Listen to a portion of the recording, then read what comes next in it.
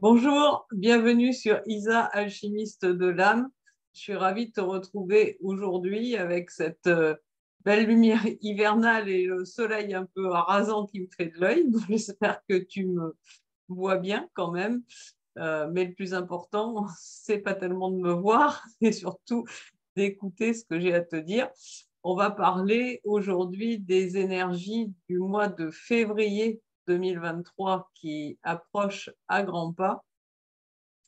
Et en fait, ce mois de février 2023, il va venir réellement terminer 2022. On va voir pourquoi tout à l'heure. Donc, avant de passer à ça, je te rappelle que dans le descriptif de la vidéo, tu as tous les liens pour me joindre si tu as envie d'un échange avec moi, que ce soit pour choisir une consultation avec moi ou que ce soit pour échanger sur un sujet qui te tient à cœur. J'adore les échanges que j'ai en direct au téléphone ou via Messenger avec vous. Voilà, et ça me fait toujours plaisir de vous offrir ce temps. Voilà. Euh, oui, bah, si la chaîne te plaît, hein, partage-la. Si la vidéo te plaît, mets-moi un petit like, merci. Et puis, n'oublie pas de commenter. Et enfin, je te rappelle que sur la première vidéo de l'année, Magique Année 2023, tu as un petit concours qui te permet de gagner 30 minutes de consultation offerte avec moi. Donc, il te suffit de mettre un commentaire sous cette vidéo. Voilà, je crois que j'ai tout dit, tout rappelé, peut-être pas dans l'ordre, mais c'est pas grave. On va parler donc de février 2023. Alors, février, mois calendaire 2 dans une année universelle 7, ça nous fait du 9. Et en fait, c'est sur ce mois de février que vont réellement prendre fin les énergies de 2022. Pourquoi? Parce qu'on a eu novembre 2022, mois 8, hein, un mois 11 dans une année 6, ça nous fait du 17-8. Puis on a eu décembre, mois 9, et janvier, on est revenu en 8, et février, on repart en 9. Alors, tout ça, c'était pour nous permettre de faire les ajustements nécessaires parce qu'il y a eu, depuis le solstice d'été et depuis le portail du 11 novembre, énormément d'énergie de nettoyage, d'épuration à tous les points de vue, transgénérationnel, karmique, émotionnel. On nous demande de reconnecter de plus en plus à notre ressenti, à notre guidance, de lâcher prise, de lâcher sur notre mental, hein. Et je répète peut-être pas assez souvent, le lâcher prise, c'est quelque chose de complètement différent du laisser faire. Laisser faire, c'est un petit peu, bon, bah, je m'en bats les couettes, hein, et je m'installe sur mon canapé, et puis advienne que pourra. Je vais me concentrer à la limite en pensée, en visualisation sur la loi d'attraction, et puis je vais attendre que les choses elles viennent à moi, ou pas d'ailleurs, et ça sera généralement ou pas, parce que en fait, ça, c'est du laisser faire. On espère que c'est l'univers qui va faire à notre place.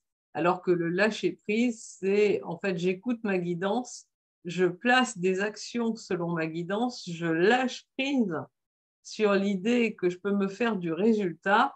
Et quand ce résultat arrive, bien, je regarde ce qu'il est et en fonction d'eux, je vais placer, si nécessaire, une nouvelle action où je vais modifier certaines choses. Parfois, je vais modifier mon cap, mes objectifs, avant de replacer les actions. Voilà, ça, c'est du lâcher-prise. Donc, ce n'est pas la même chose.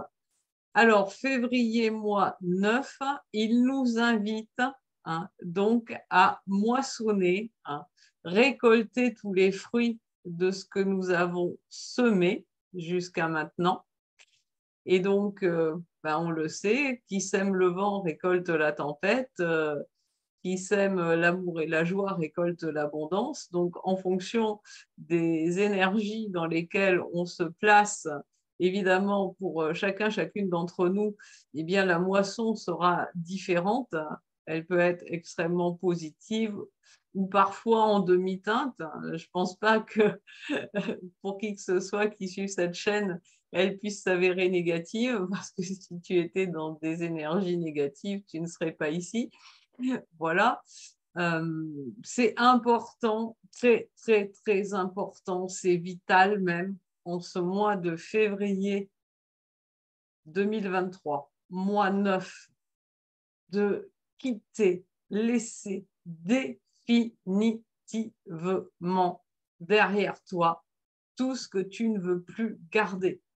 Il s'agit de refermer définitivement les portes sur le passé également. Parce que si tu ne le fais pas, tu vas partir avec plein de casseroles dans un nouveau cycle de 9 mois qui débutera en mars, hein, puisque mars 2023, ça va être un mois 1, l'énergie du commencement.